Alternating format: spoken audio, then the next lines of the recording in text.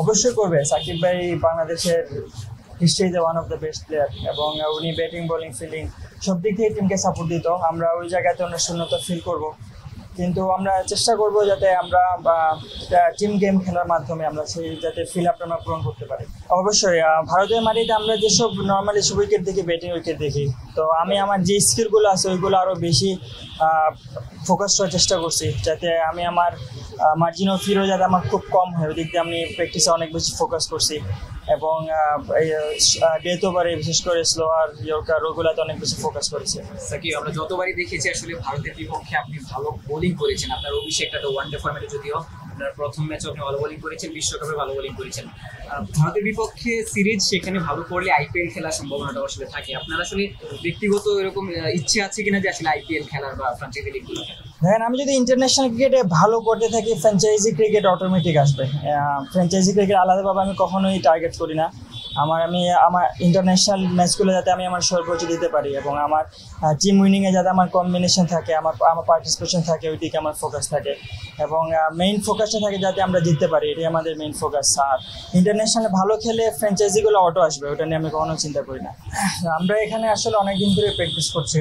মিরপুরের মধ্যে আমরা যারা T20-তে যাব, তো প্রস্তুতি ওয়াইজ, প্রিপারেশন ওয়াইজ আমরা খুব ভালো প্রিপেয়ার আছি আলহামদুলিল্লাহ। সবাই সবার জায়গা থেকে একদম বেস্ট পজিশনে আছে আমি বলবো, এবং যার যে স্ট্রং জোন, উইক জোন, ওগুলো নিয়ে সবাই কাজ করেছে। সো প্রস্তুতির দিক থেকে আমরা খুবই কনফিডেন্ট যে আমি চেষ্টা করি যখনই যেখানে খেলবো একদম বেস্টটা যাতে খেলতে পারি। তো সামনে ইন্ডিয়া সিটি আছে, ওই জায়গাতে আমি আমার বেস্ট দেওয়ার চেষ্টা করবো। অতীতে কী হয়েছে না হয়েছে সেটা আমার কনফিডেন্স দিবে অবশ্যই, কিন্তু এটা আমি মনে রাখতে চাই না ওইরকম। জাস্ট ভবিষ্যতে কী আছে সেটা আমি বেশি ফোকাস করতে চাই। তো ইন্ডিয়া সিরিজে আমার সর্বোচ্চ চেষ্টা থাকবে আমি যাতে নিজের বেস্টটা দিতে পারি।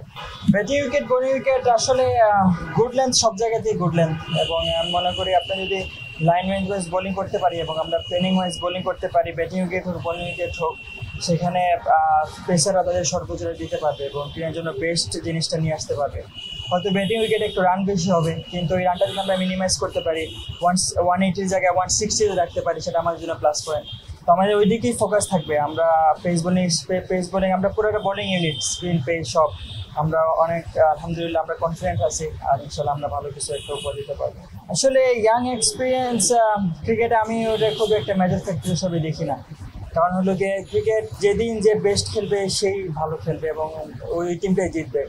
সো এখানে এক্সপিরিয়েন্স মাঝে মধ্যে ম্যাটার করে, কিন্তু যেদিন যে বেস্ট খেলবে, বিশেষ করে T20-তে ইটস অল অ্যাবাউট ডে, যেদিন যে ভালো খেলবে সেদিন সেই জিতবে। So every single day is important, every single game is important. আপনি যদি এভাবে কম্পেয়ার করেন, আমরা বলবো আমরা সব দিক থেকে আমরা নিজেদের এগিয়ে রাখবো, এবং আমরা সব দিক থেকে আমরা 100% চেষ্টা করবো। একটা গেম জিততে গেলে আপনার প্রত্যেকটি ইউনিটে ভালো করতে হবে, ব্যাটিং বোলিং ফিল্ডিং সব জায়গাতে। সো ওই দিক থেকে আমাদের ফোকাস থাকবে, আমরা যাতে প্রত্যেকটা সেক্টরে ভালো করতে পারি এবং আমাদের বেস্টটা দিতে পারি। না, মোটিভেশনটা আমি বি ইন দ্য মোমেন্ট থাকার চেষ্টা করি। আমি সবসময় প্রেজেন্ট মোমেন্টে থাকার চেষ্টা করি, ফিউচার নিয়েও চিন্তা করি না, পাস্ট নিয়েও চিন্তা করি না, জাস্ট ওয়ান এট এ টাইম একটা বল নিয়ে চিন্তা করি। সো হয়তো এই কারণে কুল দেখায়। Thank you.